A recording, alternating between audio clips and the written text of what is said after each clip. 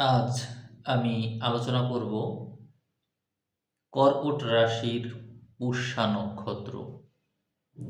এই নক্ষত্রের ২০২৬ সালের জানুয়ারি মাস কেমন যাবে সেই বিষয় নিয়ে আলোচনা করব।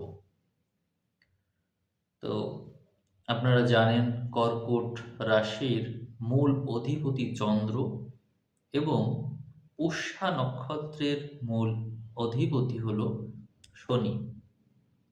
এই রাশিতে বৃহস্পতি তুঙ্গি হয়, মঙ্গল নিঃস্বস্ত হয়। এর এই যে ৪ টা গ্রহের কথা আমি বললাম, এর মধ্যে চন্দ্র যেহেতু দ্রুত ঘর পরিবর্তন করে, এইজন্য আমরা আলোচনাটা অন্য যে ৩ গ্রহ আছে তাদের অবস্থানকে কেন্দ্র করে করব।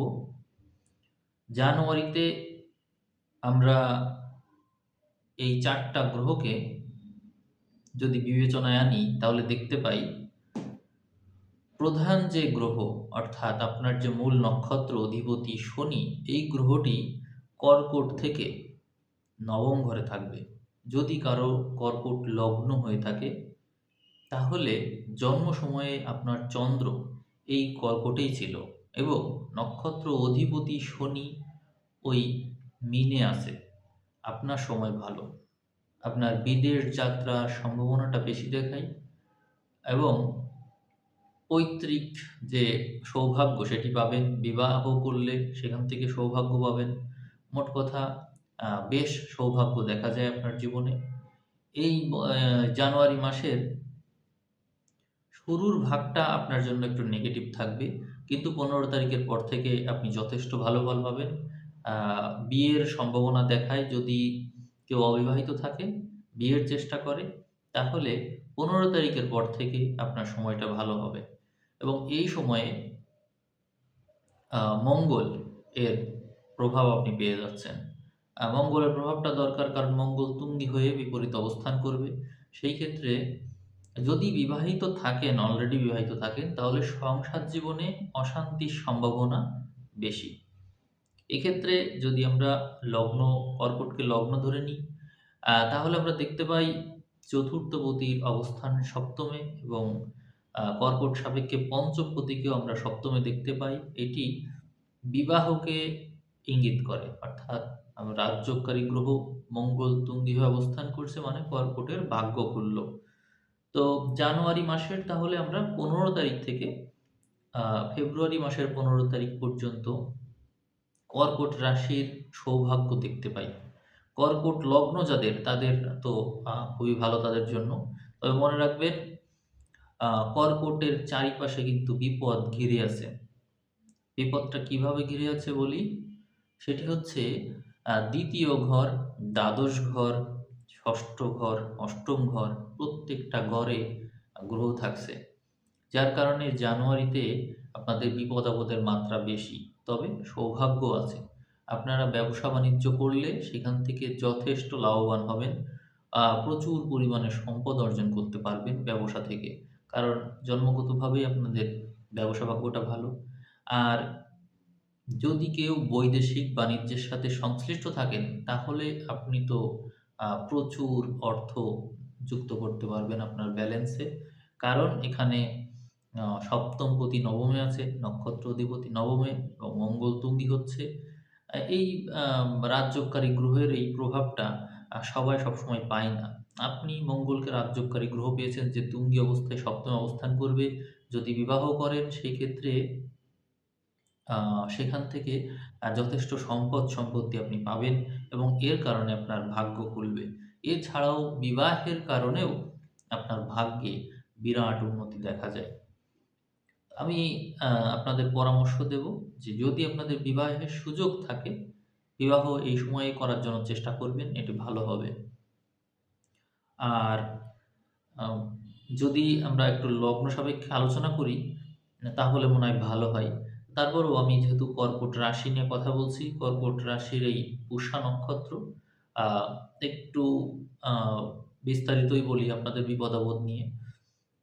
আ গুপ্ত শত্রুর কথা ১ম এ আমি বলব যে আপনাদের সম্পত্তি নিয়ে ঝামেলা হবে এবং এই আ সম্পত্তি আ আপনাদের সংসার জীবনে অশান্তির কারণ হবে এবং এর কারণে শত্রুর প্রভাবে পড়ে যাবেন। আপনাদের আ মানে বিবাদের ভিতরে জড়াতে হতে পারে। আর ষষ্ঠ ঘরে নানান গ্রহ মাসের শেষের দিকেই থাকছে, মাসের শুরুর দিকে থাকছে, বছরের যে শুরু সেখানে থাকছে। যার কারণে বিপদ-আপদ, ফাড়া এগুলোর মধ্য দিয়েই বছর শুরু হবে। তারপরেই আস্তে, আস্তে সময় ভালো হতে থাকবে। আর একটা কথা মনে রাখবেন, আ রাহু যতক্ষণ কুম্ভে থাকছে, আপনার বিপদ-আপদ থাকবেই। ২০২৬ সালে আপনি বিভিন্ন সময়ে উত্থান-পতন দেখবেন, কিন্তু আল্টিমেটলি বিপদ-আপদ কিন্তু আপনার পিছু ছাড়বে না এবং এই বছর আপনার জন্য ফাড়া আছে। বুঝতে পারলেন? মানে আয়ুনাশক ফাড়া এগুলো যাদের আয়ুরেখায় দাগ আছে অথবা হচ্ছে আ যাদের জন্মছকে এই ৮ম ঘর বিপদগ্রস্ত, তারা বিপদে পড়বে। এজন্য একটু সাবধান থাকতে হবে, সচেতন হতে হবে। আর শনির অবস্থান নিয়ে কিছু বলার নেই। কারণ শনি অত্যন্ত পজিটিভ একটা উম আ ঘরে আছে। এজন্য আপনারা ওই দিক থেকে ভালো ফল পাবেন। শনির দিক থেকে সমস্যা নেই। এদিকে বৃহস্পতিকে যদি একটু দেখি, বৃহস্পতি দ্বাদশে থাকছে। এখানে আমি যে বিষয়টা দেখছি যে সপ্তমপতি নবমের অধিপতি দ্বাদশে, এটি স্পষ্টতই বিদেশকে ইঙ্গিত দেয়, ট্যুরকে ইঙ্গিত দেয়। অর্থাৎ আপনারা কোথাও ঘুরতে যাবেন বা বৈদেশিক সেটেলমেন্ট বা বিদেশে ঘুরতে যাওয়া, বিদেশ থেকে ডিগ্রি নেওয়া, বিদেশে পড়াশোনা করতে যাওয়া, বিদেশ সংক্রান্ত যেকোনো কিছুর সাথে সংশ্লিষ্টতা আপনাদের থাকবে। এটি এখান থেকে স্পষ্টভাবে দেখায়। আর দেশে থাকলে নানান বিপদ-আপদ থাকবে। কিন্তু সেই বিপদ-আপদের মধ্য দিয়ে আপনাকে ভালো করতে হবে। আমরা এই যে আ আ কর্কট রাশির পুষা নক্ষত্রের এই যে বিষয়গুলো বললাম, এটি শুধু পুষা নক্ষত্র না, কর্কট রাশি, কর্কট লগ্ন সবার সাথেই মিলবে। এখন আমরা যদি কর্মভাগ্যটা একটু দেখি, কর্মযোগটা কেমন থাকছে? আপনাদের কর্মযোগটা আ আসলে মাসের একেবারে শুরুর দিকে ভালো আছে কর্মযোগ। কিন্তু আ মাসের বাকি যে ১৫ দিন থাকছে অর্থাৎ ১৫ তারিখের পর থেকে ব্যবসা যোগটা ভালো। মানে মাসের ১ম অর্ধেক কর্মযোগ, পরের অর্ধেক ব্যবসা যোগ। এরকমই বিষয়টা দেখায়। আর আ সামনে যখন সময় আসবে আরো ২-৩ মাস সময় লাগবে, তখন আপনাদের মূলত কর্মভাগ্যটা আরো শুভ হবে। এটিই দেখায়। তো মূলত আসলে এই সময়টা হচ্ছে বিজনেস কেন্দ্রিক। আপনারা বিজনেস করলে ভালো করবেন। আর মূলত আমি যেটা দেখেছি কর্কটের জাতক-জাতিকাদের আইডিয়া ভালো থাকে যার কারণে তারা ব্যবসা-বাণিজ্যেই বেশি ভালো করে থাকে। এটিই দেখি। আর রাশিতে যেহেতু বিশেষ কোনো গ্রহের দৃষ্টি মাসের শুরুতে থাকছে না, ১৫ তারিখের পর থেকে আমরা এখানে বেশ কিছু গ্রহ শুক্র, বুধ, মঙ্গল, রবি এদের দৃষ্টি দেখতে পাবো। এজন্য স্বাস্থ্য সংক্রান্ত বিষয় প্রভাবিত হবে। আপনার মনোবল বাড়বে, বুদ্ধি, জ্ঞান নানান কিছু বাড়বে।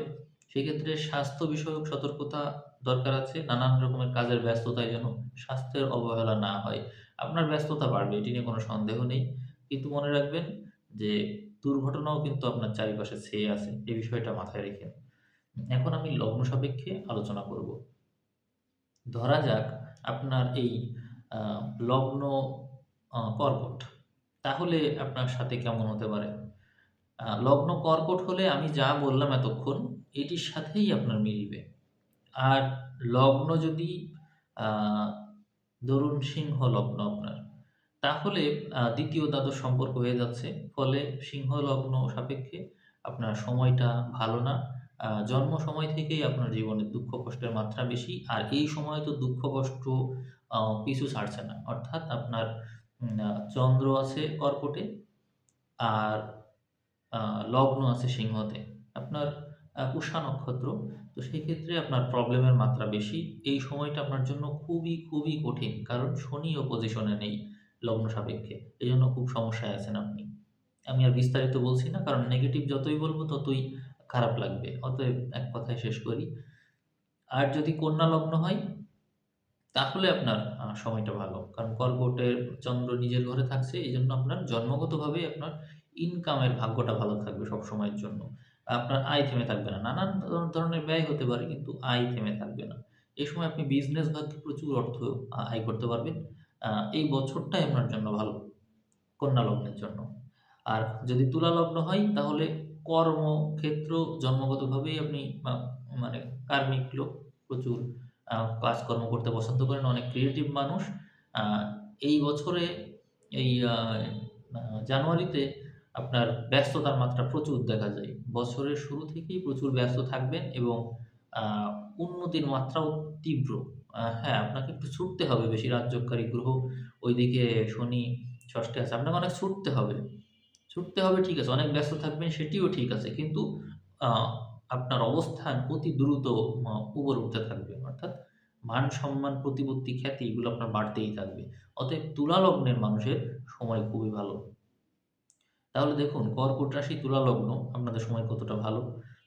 কন্যা লগ্ন তারপর হচ্ছে কর্কট রাশি, কন্যা লগ্ন তাদেরও সময় ভালো। কিন্তু আ কর্কট রাশি, সিংহ লগ্ন তাদের সময় ভালো না। দেখে নেব বৃশ্চিক। কর্কট রাশি, পুষ্যা নক্ষত্র আর যদি হয় বৃশ্চিক লগ্ন তাহলে সময় কেমন হতে পারে? হ্যাঁ, আপনার সময়টা ভালো। সেক্ষেত্রে লগ্নের সাথে রাশির একটা ভালো সম্পর্ক থাকছে, শনিও পজিশনে থাকছে, এইজন্য আপনার সময় ভালো। তো জানুয়ারিতে আপনি আ ১ম এ মাসের শুরুর দিকেই দেখবেন ধন সম্পত্তির আগমন এবং আ জানুয়ারির পরবর্তী যে ১৫ দিন থাকবে, এই সময়ে আ আপনি যে বিষয়গুলো নিয়ে ভাবছিলেন, সেইগুলোকে বাস্তবে রূপ দিতে পারবেন। অর্থাৎ জানুয়ারির ১ম ১৫ দিন যতটা ভালো, তার চেয়ে দ্বিগুণ ভালো পরবর্তী ১৫ দিন। এই সময়টাই আপনি অনেক কিছু করবেন। কারণ রাশি সাপেক্ষে এবং লগ্ন সাপেক্ষে এমন একটা ঘরে এই গ্রহগুলো যাচ্ছে, উম শুধু একটা না কিন্তু এখানে ৪ টা গ্রহ যাচ্ছে। অতএব আপনার সময়টা কতটা ভালো হতে পারে আপনি নিজেই একটু ভেবে দেখুন। তাহলে বৃশ্চিক লগ্নের মানুষের আ আ সময়টা কিন্তু খুব বেশি পজিটিভ পাওয়া যাচ্ছে। যে নিজের চেষ্টায় যারা কোনো কিছু করতে চায়, ব্যবসা-বাণিজ্য বা নিজের মতো কোনো করে কিছু করতে চায়, তাদের সময়টা সবচাইতে বেশি ভালো। আমরা দেখে নেব আ ধনুর কি অবস্থা। যদি আপনার কর্কট রাশি, পুষ্যা নক্ষত্র এবং ধনু লগ্ন হয়, তাহলে আপনার সময় উত্থান-পতনের মধ্য দিয়ে যাবে। এই যে সময় কথা বলছি, এই সময়েই আপনি নানানভাবে ব্যস্ত আছেন, নানান পরিস্থিতি আপনাকে চাপে রেখেছে। আ আপনি নিজে সিদ্ধান্তে কোনো কিছু করতে পারছেন না। পরিস্থিতিই বরং আপনাকে চেপে রেখেছে। তো যদি আপনি কর্মব্যস্ত মানুষ হয়ে থাকেন বা কোনো দায়িত্ব আপনার উপর থাকে, খুব বেশি কাজের চাপ আপনার উপর থাকবে এবং এই কাজের চাপে আপনি আম খুব বেশি ব্যস্ত সময় পার করবেন। আপনি যেখানেই থাকুন আপনার ব্যস্ততার শেষ নেই। আর এখানে দেখা যায় যে জন্ম সময় থেকেই অষ্টমস্ত চন্দ্র অষ্টমেই আছে। যার কারণে আপনার আয়ুটা আবার ভালো। মানে আপনি খুব পরিশ্রম করতে পারেন। আপনি একাই একাধিক মানুষের কাজ করতে পারেন। এমনকি আ যদি আপনি মানে খাওয়া-দাওয়াও অনিয়ম করেন, একবেলা যদি কমও খান, তাও খুব বেশি সমস্যা আপনার হয় না। তো এইগুলোই দেখা যাচ্ছে। তো সামনে আমরা যখন জানুয়ারির ১৫ তারিখ পার করব, তখন দেখতে পাবো আপনার আ সম্পদের ঘরে প্রচুর গ্রহ অর্থাৎ প্রচুর পরিমাণে ইনকাম দেখায়। তার মানে ধনু লগ্নের মানুষের সময়টাও কিন্তু অত্যন্ত ভালো। দেখে নেব আ মকর। মকর লগ্ন তাদের কি অবস্থা? এখন আ রাশি তো হচ্ছে আপনার এই কর্কট, পুষ্যা নক্ষত্র। কিন্তু লগ্ন বড় মকর। সেক্ষেত্রে আপনার জীবনসঙ্গী অত্যন্ত আম মানে প্রতিষ্ঠিত হবে, সুন্দরী হবে, সুন্দর হবে। মানে তার থাকবে, প্রতিষ্ঠা থাকবে মূল কথা। আ কর্মঠ হবে এবং আপনার নিজের প্রচেষ্টা বলও অত্যন্ত ভালো। আপনি জন্ম সময় থেকেই ব্যবসা মানে ব্যবসাকেন্দ্রিক মানুষ এবং বিজনেসটা খুব ভালো বোঝেন।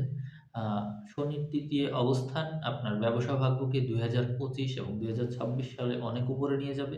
নিজের প্রচেষ্টায় আপনি অনেক কিছু করতে পারবেন এবং যারা চাকরি না করে ব্যবসা করতে যায় তাদের জন্য সময়টা সবচাইতে ভালো।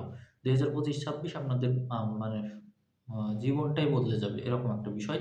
আর জানুয়ারি মাসের যখন আমরা আ মাসের শুরুর দিকে যাচ্ছি সে সময় আপনার ব্যয়ের মাত্রাটা বেশি থাকছে। কিন্তু ১৫ তারিখ পার হওয়া মাত্রই গ্রহগুলো এখানে চলে আসছে এবং আপনার সময় অত্যন্ত ভালো। তখন আপনার মাথায় নানা রকম আইডিয়া আসবে এবং আপনি এই পরিস্থিতি থেকে যথেষ্ট ইনকাম করে নিতে পারবেন। তবে মাথা ঠান্ডা রাখবেন। কারণ হচ্ছে আ আ এত সুযোগ দেখে যেন আপনি বিভ্রান্ত না হয়ে যান। আমরা চলে যাব কর্কট রাশি, পুষ্যা নক্ষত্রের আ কুম্ভ লগ্ন। লগ্ন যদি আপনার কুম্ভ হয়, সেক্ষেত্রে আপনি আ অনেক বেশি ব্যস্ত সময় পার করেন। জন্ম সময় থেকেই অনেক বেশি ব্যস্ত মানে দৌড়ের উপর থাকেন। আর ২০২৫-২৬ সালে আপনার ব্যস্ততার শেষ নেই। আপনি খুব বেশি বিভ্রান্ত এবং একটা জিনিস আপনার সাথে যেটি ঘটে থাকে সেটি হলো আ কোনো সময় একটু বিশ্রাম নিবেন সেই সুযোগটা পান না এবং সবসময় মাথায় নানান চিন্তা ঘুরতে থাকে। পলিটিক্যাল থ্রেট রাজনৈতিক অস্থিরতা তো আছেই সেই সাথে ঠিকমতো ঘুমাতেও পারেন না, ঘুমের সমস্যা। এরকম নানান পরিস্থিতি আপনাকে পেয়ে বসেছে। যার কারণে আপনি শান্তিতে নেই। এটিই হচ্ছে আপনার সাথে ঘটছে। তারপরেও আপনি খুব বেশি পরিশ্রম করতে পারেন। অনেক ছুটতে পারেন আপনি। এটিই হচ্ছে আপনার বিশেষ স্ট্রেংথ। আপনি প্রচেষ্টা করলে আ পজিশন চেঞ্জ করতে পারবেন। ২০২৫-২৬ সাল আপনার জীবনে খুব বেশি গুরুত্বপূর্ণ বছর হিসেবেই আছে। তো ২৫ সালে আ আমরা এই বৃহস্পতিকে আপনার পজিটিভ ঘরগুলোতেই দেখেছি, শনিকেও পজিটিভ ঘরেই দেখেছি। আর ২৬ সালে আরো বেশি পজিটিভিটি আমরা দেখতে পাই। তো আমরা আ স বৃহস্পতি যেখানেই যাক, শনি যেখানেই থাকুক, আপনি অনেক পজিটিভ ইঙ্গিত এখান থেকে পাবেন রাহুর কারণে। আর জানুয়ারি মাসে দেখা যাবে যে মাসের শুরুই হবে আর্থিক প্রাপ্তিযোগকে নিশ্চিত করে এবং পরবর্তীতে একটু ব্যয়ও আছে আপনার এই জানুয়ারি শেষের দিকে। কিন্তু তারপরও আমি বলব যে সময় যতই যাবে আপনার ইনকামের মাত্রা ততই বাড়তে থাকবে। অর্থনৈতিক অবস্থা পরিবর্তন হতে থাকবে। এই বিষয়টা কিন্তু যথেষ্ট ইতিবাচক বলে আমি মনে করছি। আর যদি আপনার কর্কট রাশি, পুষ্যা নক্ষত্র এবং লগ্ন হয় মীন, সেক্ষেত্রে আপনার পরিস্থিতি জন্মগতভাবেই অত্যন্ত ভালো আর এ সময় তো আরো ভালো। এক্ষেত্রে দেখা যায় যে আপনি অত্যন্ত বেশি প্রতিভাবান এবং মেধাবী। আ জন্মগতভাবেই আপনি এই আ নিজের যে বুদ্ধিমত্তা সেটাকে খুব সুন্দরভাবে প্রয়োগ করতে পারেন। বাকপটুতা আছে। তবে মনে রাখবেন রিলেশনের ক্ষেত্রে আ সতর্ক থাকবেন। আর রিলেশনশিপ আপনার জীবনে প্রভাব বিস্তার করতে পারে। জন্মগতভাবেই আপনি একটু মানে ওই কেন্দ্রিক আরকি। রিলেশনটা করতে পছন্দ করেন। তবে আপনি মানে আপনার যে বোধ বুদ্ধি আছে সেই বিষয়টা ভালো। এই ২০২৬ সাল ২৫ সাল তো পার করলেন। বেশ ভালোই যাওয়ার কথা। নানান চিন্তা চেতনা আপনার মধ্যে গ্রো করার কথা। আর ২০২৬ সালের এই জানুয়ারি মাসে আপনার মধ্যে আ থিংকিং এর মাত্রাটা বাড়বে এবং পজিশনগতভাবে আপনি অত্যন্ত উচ্চ স্তরে পৌঁছাবেন। যদি চাকরি ক্ষেত্রে থাকেন তাহলে প্রমোশন হওয়ার সম্ভাবনা বেশি। কোনো না কোনো দিক থেকে ডেভেলপমেন্ট আপনার হবেই হবে। তো এইটা শনির কারণে আপনি পাচ্ছেন। তবে নিজের ন্যায় নীতি, নৈতিকতা এবং প্রতিনিয়ত নতুন কিছু শেখা এগুলো অব্যাহত রাখুন। আপনার আ সময়টা যথেষ্ট ভালো। গুপ্ত শত্রু থেকে একটু সাবধান থাকবেন। কারণ স্পষ্টবাদিতার কারণে মানুষ আপনাকে অপছন্দ করতে পারে, এই সম্ভাবনা বেশি। জানুয়ারির আ পুরোটা সময় ধরেই আপনার জন্য শুভ সময় রয়েছে। আমরা চলে যাব কর্কট রাশি, পুষ্যা নক্ষত্র এবং লগ্ন হচ্ছে মেষ। সেক্ষেত্রে জন্মগতভাবেই আপনার সময়টা ভালো। চন্দ্র চতুর্থে অবস্থান করছে এবং শিক্ষাক্ষেত্র ভালো থাকবে, মায়ের শরীর স্বাস্থ্য ভালো থাকবে। তবে এই ২৫-২৬ সালের দিকে মায়ের শরীরের অসুস্থতার মাত্রা দেখা যায়। এই সময়ে মাতৃবিয়োগের সম্ভাবনাও কিন্তু আছে এবং আ আপনারা চিকিৎসার জন্য তার পেছনে যথেষ্ট অর্থ ব্যয় করতে পারেন, এই সম্ভাবনাটাও রয়েছে। তবে আ লগ্ন সাপেক্ষে আমরা দেখছি যে গ্রহগুলো যেখানে অবস্থান করছে তাতে আ আপনার মাথায় টেনশনটা একটু বেশি থাকবে। মায়ের স্বাস্থ্য নিয়েই হোক, শিক্ষা নিয়েই হোক, পড়াশোনা বা গৃহ আ এগুলো নিয়ে আপনার জমি-জমা এই সমস্ত থাকতে পারে। মাথায় টেনশন থাকবে।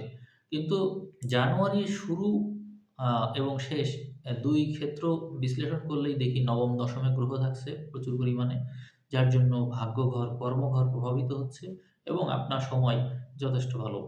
এর চেয়ে ভালো তো আর হতে পারে না। কিন্তু প্রবলেম রয়েছে কিন্তু ওই বিষয় নিয়ে যেটা আমি বললাম। এছাড়া বাকি দিকগুলো ভালো আছে। মানে আপনার অর্থযোগ ভালো, কর্মযোগও ভালো, ভাগ্য ক্ষেত্রটাও ভালো। প্রাপ্তিযোগ আছে, লটারি কাটতে পারেন মাসের শুরুর ১৫ দিনের মধ্যে। এই সময়ে হিসাব করে কাটলে প্রাপ্তিযোগ শুভ আছে। এবার দেখব কর্কট রাশি, পুষ্যা নক্ষত্র এবং আপনার লগ্ন হচ্ছে বৃষ। সেক্ষেত্রে আপনার সময় কেমন? তো বৃষর ক্ষেত্রে যেহেতু রাজ্যকারী আ গ্রহ শনি সে পজিশনে আছে এবং এদিকে চন্দ্র নিজের ঘরে থাকছে, প্রচেষ্টা বল অসাধারণ। একাদশে শনি আছে। এইজন্য ইনকামের ক্ষেত্রটা মাত্রাতিরিক্ত বেশি।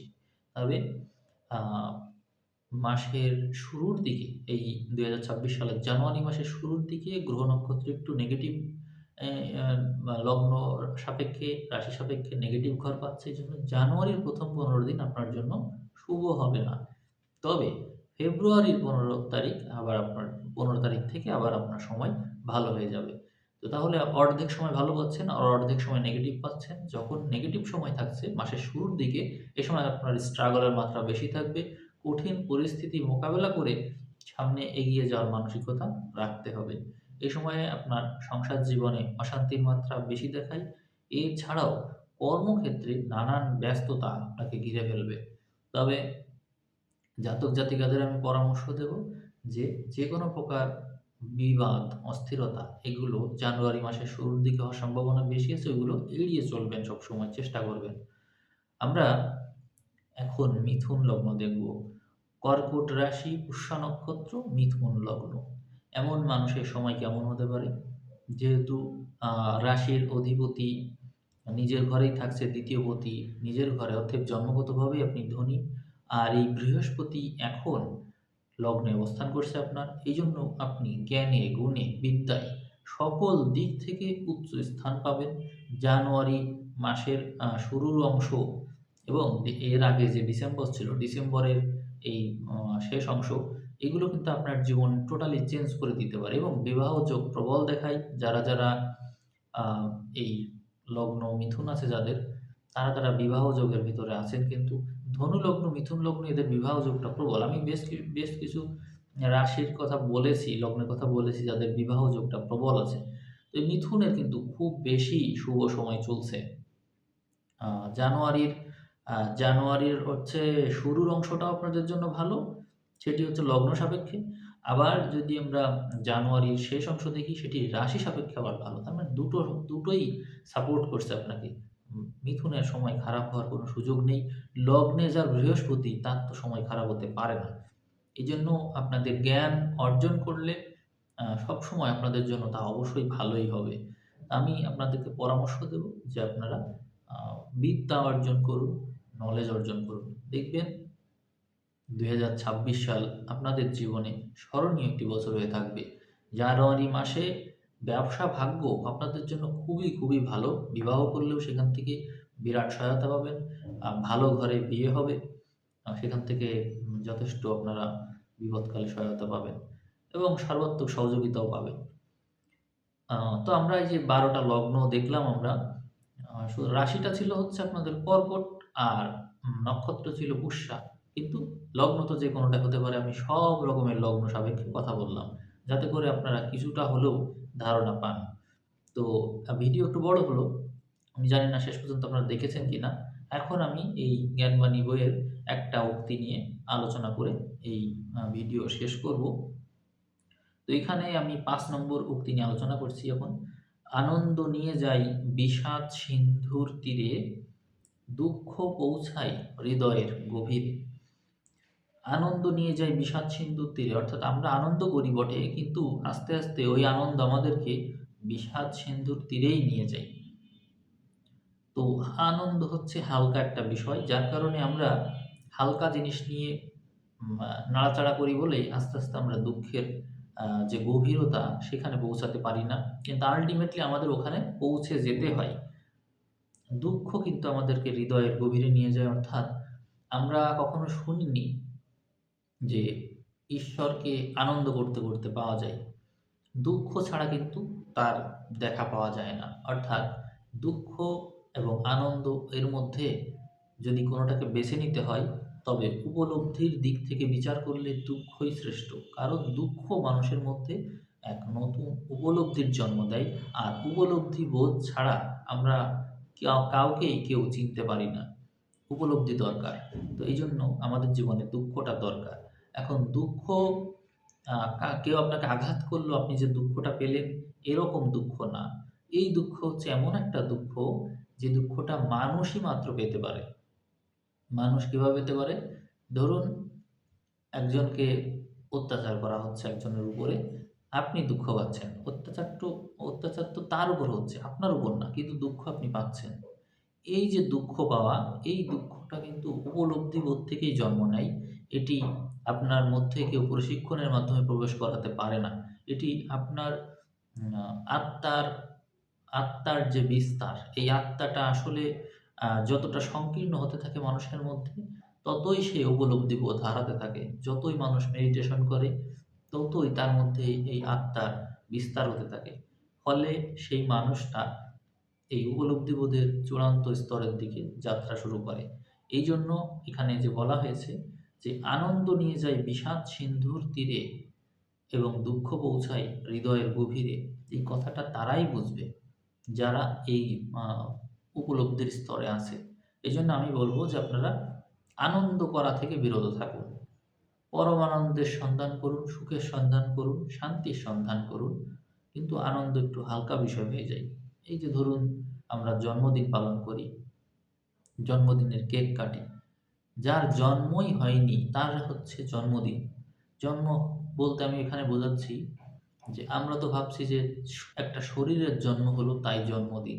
কিন্তু আসলে জন্মদিন বলতে উপলব্ধিবোধের স্তর থেকে যদি আপনি দেখেন, তাহলে দেখবেন যে একটা মানুষ আসলে আ যখন দান করে, কারোর প্রভাবে পড়ে, তখন সেইটা কিন্তু দান আসলে হয় না। অনুকরণ হয়, বানরের মতো অনুকরণ। তো ব্যক্তি যখন নিজে আস্তে, আস্তে বুঝতে শেখে, তখন সে নিজের উপলব্ধিবোধ থেকে যে কাজটি করে, সেটিই তার নিজস্বতা। অর্থাৎ মায়ের কোল থেকে শিশু উঠে গিয়ে যে হাঁটা শুরু করল, তখন আর মায়ের শাসন হয়তো তার ভিতরে আছে, মায়ের শাসন আছে, কিন্তু এখন কিন্তু সে নিজেই হাঁটা শিখেছে। ঠিক একইভাবে কোনো ব্যক্তি যদি নিজস্বতা পেয়ে যায়, তাহলেই সে এই স্তরে উঠতে পারে। নিজস্বতা ছাড়া কোনো কিছুই সম্ভব না। আমরা সবসময়ই অন্যের তথ্য, অন্যের শেখানো জিনিস, অন্যের যেকোনো কিছু সেইটি নিয়ে আমরা বেঁচে আছি। এইগুলো যখন আমরা আস্তে, আস্তে ত্যাগ করতে থাকবো, তখন আমাদের নিজস্বতা এমনিতেই ফিরে আসবে। নিজস্বতা অর্জন করার কিছু নেই। এখন আমাদের কাজ হচ্ছে কেবল ডিলেট করা। আমাদের ভিতর থেকে ডিলেট করতে হবে সবকিছু। আপনার নাম তো আপনারই রাখা। কিন্তু আপনি যদি আপনার নামকে পরিবর্তন করতে হবে সেই সচেতনতাই গ্রহণ না করতে পারেন, তাহলে কিসের জীবন বাঁচলেন আপনি? আপনি তো এখনো মানে জীবনই পাননি। আপনি জন্মদিন পালন করছেন। তা আপনি তো আরেকজনের দেওয়া নাম নিয়ে বেঁচে আছেন। যখন আপনি জানবেন যে হ্যাঁ, আমি বুঝতে পেরেছি যে এই নামটা আমার দেওয়া না। আমার নাম আরেকজন দিয়েছিল। আমি আমার নাম পরিবর্তন করব। এই যে একটা সচেতনতা, অর্থাৎ আমার দেওয়া নামের যোগ্যতা আমি রাখি কিনা? নাম রেখেছে নয়ন, অথচ সে অন্ধের মতো আচরণ করে। বিষয়টা কিন্তু এরকম যে আমার যা নাম আমি তার উল্টো আচরণ করি। তাহলে আমার কি নাম পরিবর্তন করা উচিত না? আর এই যে উচিত, অনুচিত বোধ, এটি আমাদের আসেই আমাদের কাছে উপলব্ধির বোধ থেকে। আর এই উপলব্ধি বোধের জন্ম মেডিটেশন করেই হয়ে থাকে। এইজন্য আ যেকোনো কথাই যদি আমরা বলতে যাই, আমাদের সবার আগে যেটি দরকার হবে সেটি হচ্ছে উপলব্ধির বোধ। তো আপনারা কথাটা যদি বুঝে থাকেন, আশা করি শেষ পর্যন্ত ধৈর্য ধরে শুনেছেন। প্রতিটা ভিডিও শেষে আমি এরকম আলোচনা করি। জ্ঞানবাণী বই থেকে ২০২৬ সাল থেকে এটি আমি শুরু করলাম। ভিডিওটা শেয়ার করার চেষ্টা করবেন। পুষা নক্ষত্রের ভিউ যদি বেশি হয়, তাহলে সামনেও পুষা নক্ষত্র ফেব্রুয়ারি মাসের রাশি ফলাফল পাবে। তো আমি এখানে ভিডিও শেষ করে দিচ্ছি। আপনারা সবাই ভালো থাকবেন। সবাইকে অসংখ্য ধন্যবাদ।